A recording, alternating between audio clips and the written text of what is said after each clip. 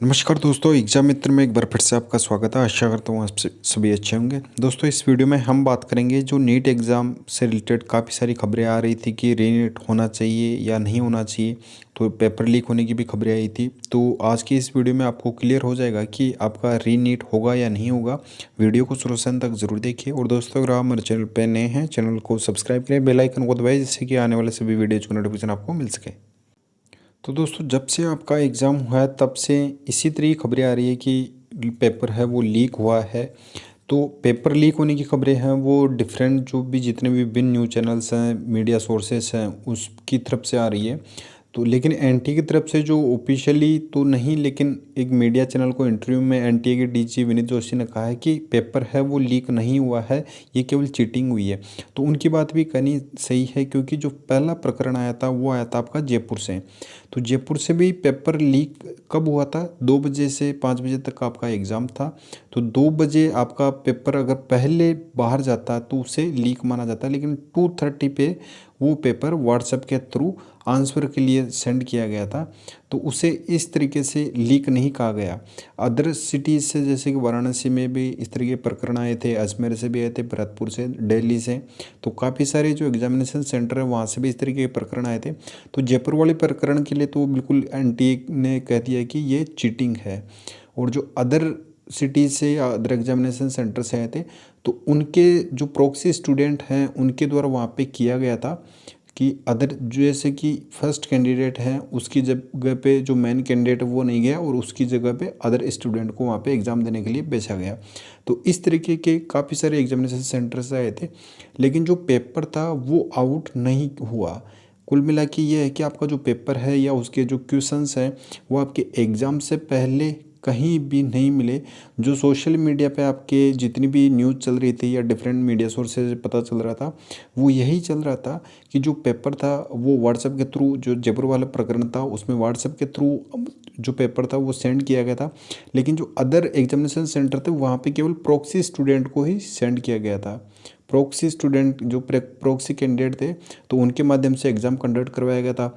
जैसे कि CBI investigation आज का रिसेंटली जो प्रकरण सामने आया है, तो उसमें 50 लाख रुपए एक कोचिंग इंस्टीट्यूट के द्वारा लिए जाते थे हर एक कैंडिडेट के, और उनको गवर्नमेंट कॉलेज प्रोवाइड करवाई जाती थी। तो उसमें भी आपका जो पेपर है वो नहीं दिया जाता था कि पेपर है वो दिया जाएगा, इसके बारे में कहीं भी मेंशन नहीं है। उसमें केवल जो प्रॉक्सी कैंडिडेट है उसके बारे में ही आज की प्रकरण में भी ये सामने आया है।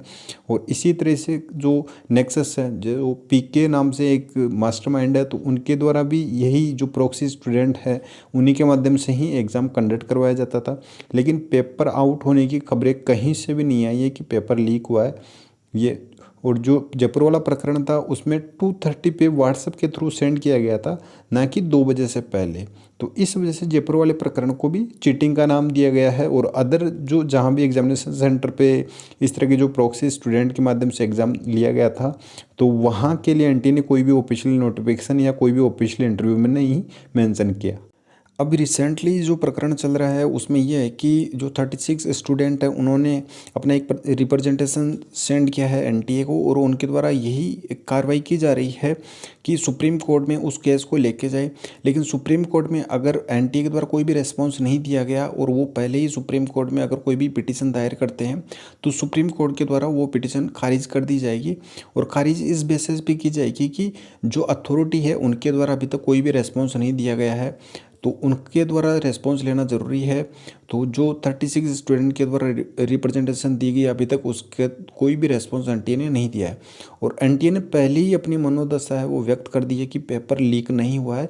पेपर लीक होता तो ही आपका रीनीट के चांसेस बढ़ते।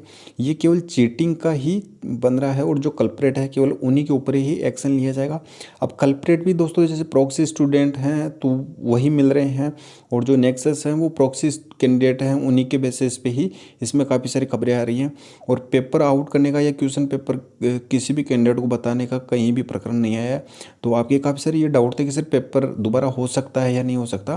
तो दोस्तों, जो अभी वर्तमान की स्थिति है उसको देखते हुए आपके जो पेपर रीनीट होने के हैं वो 1% चांसेस, वो 99% चांसेस हैं कि आपका पेपर है वो दोबारा नहीं होगा।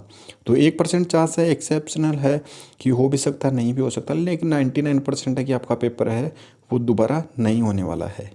और एनटीए ने एक मीडिया सोर्सेज को अपने इंटरव्यू में बोल भी दिया है कि जल्द ही आपकी आंसर की भी जारी कर दी जाएगी, और आंसर की जारी करने के बाद में ऑब्जेक्शन लिया जाएगा, जिसके बेसिस पे अगर आपके ग्रेडिंग में कोई भी इशू है या आपके क्वेश्चन या आंसर की में कोई इशू है तो उस पर ऑब्जेक्शन कर सकते हो। उसके बाद में आपको सेकंड पेज का एप्लीकेशन फॉर्म फिल करना होगा। तो दोस्तों जो रीनीट होने के चांसेस हैं वो बिल्कुल न के बराबर ही हैं, 1% तो दोस्तों बिल्कुल कम है। तो ये एक्सेप्शनल है। तो दोस्तों आप ये मान के चलिए कि आपका पेपर है वो दोबारा नहीं होने वाला है।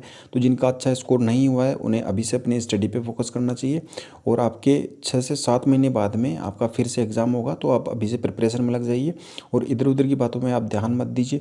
और जिनका अच्छा स्कोर हुआ है, जिनका एवरेज स्कोर भी है, तो वो काउंसलिंग में पार्टिसिपेट कीजिए। और अपने जो भी कॉलेज हैं, जैसे गवर्नमेंट कॉलेज हैं, तो आप उन पे एनालिसिस कीजिए कि लास्ट ईयर में कितनी कट ऑफ गई थी, कितनी कॉलेजेस हैं, कितनी सीट हैं।